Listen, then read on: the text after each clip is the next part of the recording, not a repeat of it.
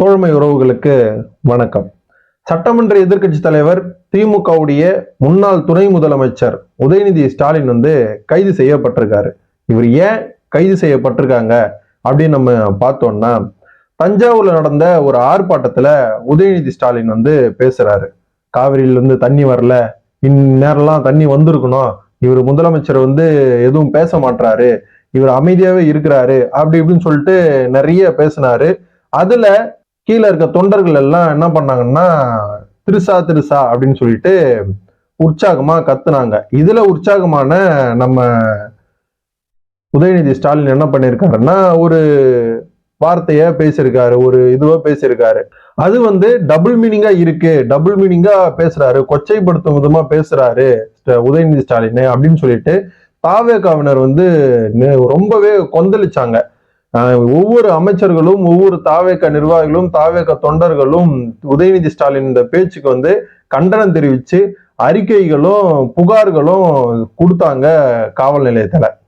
இதனால உதயநிதி ஸ்டாலின் கைது செய்யப்படுவாரு அப்படின்னு சொல்லிட்டு ஒரு தகவல் வெளியாச்சு, செய்திகளும் வெளியாச்சு. அதுக்கப்புறம் உதயநிதி ஸ்டாலின் கைது செய்யப்படணும் அப்படின்னு சொல்லிட்டு தாவேக சார்பில் வழக்கும் தொடர்ந்தாங்க.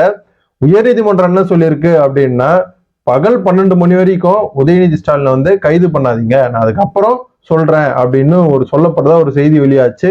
அந்த செய்தி எங்களுக்கு எதுவும் வரல அப்படின்னு சொல்லிட்டு சென்னை நீலாங்கரில் இருக்கக்கூடிய உதயநிதி ஸ்டாலின் அவர்கள் வீட்டில போலீசார் பயங்கரமா குவிக்கப்பட்டாங்க. பெரிய பெரிய போலீஸ் அதிகாரிகளும் அங்க வந்தாங்க. முன்னாள் அமைச்சர் மா சுப்பிரமணியன், அப்புறம் உதயநிதி ஸ்டாலின் அவங்களோட மனைவி, இவங்க எல்லாருமே பேசினாங்க போலீஸ்காரங்கிட்ட. என்ன, எதுக்கு கைது பண்றீங்க, எந்த ஆதாரத்தை வச்சு கைது பண்றீங்க அப்படின்னு சொல்லிட்டு நிறைய ரொம்ப நேரமா பேசிட்டு இருந்தாங்க. அதுக்கப்புறம் உயர்நீதிமன்றம் கைது பண்ணக்கூடாது அப்படிங்கிற சொன்ன தகவல் எல்லாம் எங்களுக்கு வரல அப்படின்னு சொல்லிட்டு உதயநிதி ஸ்டாலின் அவர்களை கைதும் பண்ணிட்டாங்க. இந்த கைதுக்கு எதிர்ப்பு தெரிவிச்சு, கண்டனம் தெரிவிச்சு திமுகவுடைய உடன்பிறப்புகள், திமுகவுடைய தொண்டர்கள் எல்லாம் அங்கங்க சாலை மறியல் போராட்டம், தமிழக அரசை கண்டிச்சு போராட்டம். தமிழக அரசு ஒரு அராஜக பூக்க கடைபிடிச்சிட்டு இருக்கு. முதல்வர் விஜய் அவர்கள் ரொம்பவே ஒரு வன்மத்தோட இருக்காரு. திமுகவில இருந்து யாரு முதலமைச்சர் விஜய விமர்சிச்சு பேசினாலும் அவங்கள உடனடியா கைது பண்றாரு, இதெல்லாம் என்ன ஒரு ஜனநாயக மாண்பு அப்படின்னு சொல்லிட்டு எல்லாம் நிறைய பேர் கண்டிச்சாங்க. திமுகவுடைய தோழமை கட்சிகளாக இருக்கக்கூடிய எல்லாருமே, பிரேமலதா விஜயகாந்த் உள்ளிட்ட எல்லாருமே அறிக்கையும் விட்டாங்க. உதயநிதி ஸ்டாலின் அவர்கள் கைது ரொம்பவே கண்டிக்கத்தக்கது. நாளைக்கு பட்ஜெட் கூட்டத்தொடர் கூடக்கூடிய நிலையில சட்டமன்ற எதிர்கட்சி தலைவர் உதயநிதி ஸ்டாலினை கைது பண்றதுக்கான அவசியம் என்ன?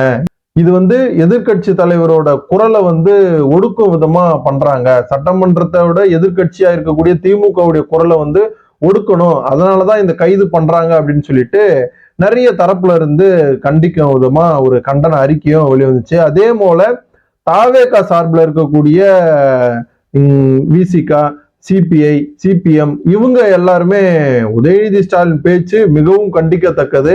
அவர் பெண்களை கொச்சைப்படுத்தும் விதமா பேசினாரு. இதெல்லாம் ஒரு முன்னாள் துணை முதலமைச்சரா இருந்தவர், ஒரு முதலமைச்சர் பதவி, அடுத்த முதலமைச்சர் பதவியா இருக்கக்கூடிய ஒரு பொறுப்புல இருக்கக்கூடிய ஒரு தலைவர். இவர் பொது மேடையில இப்படி எல்லாம் பேசக்கூடாது, இது ரொம்பவே கண்டிக்கத்தக்கதுன்னு சொல்லியிருக்காங்க. அதே போல உதயநிதியை கைதும் பண்ணக்கூடாது, கைது பண்றது தமிழக அரசுக்கு தான் அது அவப்பெயரை உண்டு பண்ணும் அப்படின்னு சொல்லிட்டோம் திருமாவளவன் உள்ளிட்ட எல்லாருமே இந்த கண்டன அறிக்கைய விட்டுருக்காங்க. உதயநிதி ஸ்டாலின் பேசுனது சரியா தவறா அப்படிங்கறத நம்ம பாக்குறதுக்கு முன்னாடி, ஏற்கனவே இந்த மாதிரியான ஒரு விமர்சனங்களும் இந்த மாதிரி ஒரு பேச்சுகளும் திமுகவுல இருந்து பேசப்பட்டிருக்காங்க.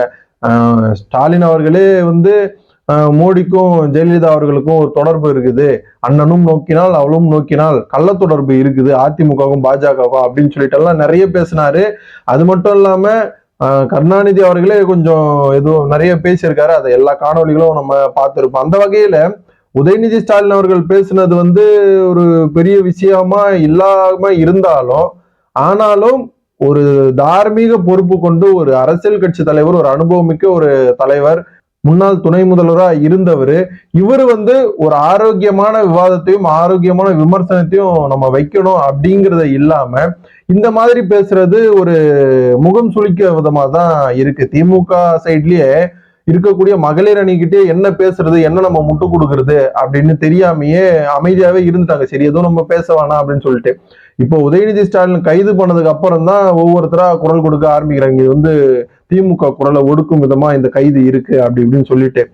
இந்த பேச்சுக்கு வந்து நிறைய தரப்புல இருந்து விமர்சனங்கள் வந்து எழுந்திருக்கு. சிவாஜி கிருஷ்ணமூர்த்தி, சைதை சாதிக்கு இவங்க இதுல வரிசையில வந்து உதயநிதி ஸ்டாலினையும் சேர்த்துட்டாங்க. இது வந்து உதயநிதி ஸ்டாலினுக்கு அடுத்த கட்ட அரசியல் நகர்வுக்கு ஒரு தடையாவும் ஒரு ஒரு ஒரு அசௌகரியமாகவும் தான் இருக்கும் அப்படின்னு எல்லா அரசியல் விமர்சகர்களும் சொல்றாங்க. அது உண்மைதான். முதலமைச்சர் விஜய் அவர்கள் எந்த அளவுக்கு ஒரு பெரிய செல்வாக்கோட ஆட்சி அமைச்சிருக்காரு அப்படின்னு சொல்லிட்டு எல்லாருக்கும் தெரியும். 108 இடங்கள் 107 இடங்கள்ல வெற்றி பெற்றிருக்காரு. அதுக்கப்புறம் தான் தோழமை கட்சியெல்லாம் ஆதரவு கொடுத்தாலும் ஆட்சி அமைச்சிருக்காரு. அது எந்த அளவுக்கு ஒரு செல்வாக்கோட வெற்றி பெற்றிருக்காருன்னு எல்லாரும் தெரியும். இதை வந்து திமுக ஒரு பலம் வாய்ந்த எதிர்கட்சியா, திமுக வந்து முன்னாடி அதிமுக இவங்கெல்லாம் ஆட்சியில் இருக்கும் போது, திமுக எதிர்கட்சியா இருக்கும் போது திமுக எந்த அளவுக்கு ஒரு வீரியமா செயல்படும் அப்படின்னு சொல்லிட்டு நம்ம எல்லாம் பார்த்திருப்போம். இந்த அளவுக்கு ஒரு கீழ்த்தரமா திமுக இறங்காது. ஆனா விஜய் அவர்கள் ஆட்சிக்கு வந்ததுக்கு அப்புறம் திமுகவே கிடையாது அப்படிங்கிற மாதிரிதான் அரசியல் விமர்சகர்களும் பொதுமக்களும் சொல்லிக்கிட்டு வராங்க. ரொம்பவே ஒரு கீழ்த்தரமா இறங்கிட்டாங்க. ரொம்பவே அவங்க பேச்செல்லாம் ஒரு மாதிரியா தான் இருக்கு. ஒரு ஆரோக்கியமான விமர்சனமும் ஆரோக்கியமான ஒரு கருத்தும் வெளிப்படுத்த மாட்டாங்க. முதலமைச்சர் விஜய் அவர்களை எப்படியாவது இழிவுபடுத்தணும் அப்படிங்கிற விதமா தான் இவங்க பேச்செல்லாம் இருக்கு அப்படின்னு பொதுமக்கள் மத்தியிலே பேசப்படுது. நமக்கும் அந்த மாதிரி தான் தோணுது. ஏன்னா திமுக ஆட்சியில இருக்கிறத விட எதிர்கட்சியா இருக்கும் போதும் ரொம்பவே வீரியமாவும் தெளிவாகவும் செயல்படும். அந்த அளவுக்கு வந்து திமுகவுடைய எதிர்கட்சி இருக்கக்கூடிய தன்மை வந்து வீரியமா இருக்கும். ஆனா விஜய் அவர்கள் ஆட்சியில் வந்ததுல இருந்து திமுகவுடைய வீரியத்தன்மை குறைஞ்சு போய் பயமும் பதட்டமும் அதிகமா இருக்கு. அடுத்தடுத்து என்ன வழக்கு வரும், என்ன மாதிரியான ஃபேஸ் பண்ண முடியும், முதல்வர் விஜய் அவர்கள் ஏதாவது பேசினா கூட நாம் ஏதாவது கண்டிச்ச அறிக்கையும் ஏதாவது விமர்சனமும் வைக்கலாம். ஆனா அவர் பேசாம அமைதியா இருக்கிறதுனால நம்ம என்ன பண்றது, அவரோட ஆட்சியை வந்து களங்கப்படுத்துறதுக்கு நம்ம என்ன பண்றது அப்படிங்கிறது தெரியாமையே இந்த மாதிரியான அவதூறு பேச்சுக்களும் கொச்சைப்படுத்தும் விதமா பேச்சுக்களும் எழுது அப்படின்னு சொல்லிட்டு அரசியல் விமர்சகர்கள் வந்து தெளிவா சொல்லிட்டு இருக்காங்க. நாளைக்கு வந்து சட்டப்பேரவை கூடுற நிலையில உதயநிதி ஸ்டாலின் அவர்களுடைய கைது வந்து உதயநிதி ஸ்டாலினோட வளர்ச்சிக்கு தான் பயன்படும். ஏன் அப்படின்னா தமிழக அரசு வந்து சரி பேசுறோம் பேசிட்டு போங்க அப்படின்னு சொல்லிட்டு நம்ம விட்டோம் அப்படின்னா உதயநிதி ஸ்டாலின் அவர்கள் இந்த பேச்சுக்கு நிறைய கண்டனங்களும் நிறைய ஒரு எதிர்ப்புகளும் கிளம்பிச்சு. ஆனா இந்த கைது பண்ணதுல இருந்து உதயநிதி ஸ்டாலின் அவர்களுக்கு கொஞ்சம் மவுசு கூடினதாகவும் தமிழக அரசுக்கு மவுசு குறைஞ்சதாகவும் தான் பார்க்கப்படுது. ஏன்னா கைது நடவடிக்கை தான் தீர்வா அப்படின்னு நம்ம பார்த்தோம்னா கண்டிப்பா கிடையாது. அதை வந்து முதலமைச்சர் விஜய் அவர்கள் வந்து யோசிச்சு இந்த கைது நடவடிக்கை எல்லாம் வந்து கொஞ்சம் பொருட்படுத்தாம கொஞ்சம் அமைதிப்படுத்திட்டு எப்பவும் போல நம்ம செயல்ல காட்டுவோம் அப்படிங்கிற மாதிரி தான் இருக்கணும் அப்படின்னு சொல்லிட்டு அரசியல் விமர்சகர்களும் பொதுமக்களும் சொல்லிக்கிட்டு வராங்க. பொறுத்திருந்து பார்ப்போம் இந்த கைது எப்போ வரைக்கும் நீடிக்கும் அப்படின்னு சொல்லிட்டு. முதலமைச்சர் விஜய் அவர்கள் நாளைக்கு சட்டப்பேரவையில் என்ன பேச போறாரு, இது எந்த அளவுக்கு ஒரு வீரியமா இருக்க போகுது அப்படின்னு சொல்லிட்டு பார்க்கலாம்.